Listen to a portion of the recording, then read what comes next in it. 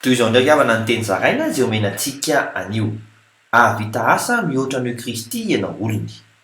Anao asa lehibe noho ny vitan'i Kristy ianao olony, araka ny voasoratra ao amin'ny filazantsara ny Jaona 4:12 amin'ny anaran'i Jesosy hoe lazaiko aminareo marina dia marina tokoa, izay mino ahy ny asa ataoko no ataony koa, ary anao asa lehibe noho izany azy izy satria izao makany amin'ny ray.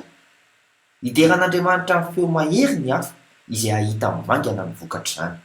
Araka ny voasoratra ao amin'ny filazantsara ny Lioka 5:17 amin'ny anaran'i Jesosy hoe ary rehefa nanakaiky izy ka tonga teo am-pidinana tamin'ny tendrombohitra Oliva dia nifaly avokoa ny mpianatra marobe ka nideran'Andriamanitra tamin'ny feo mahery noho ny asa lehibe rehetra izay efa hitany.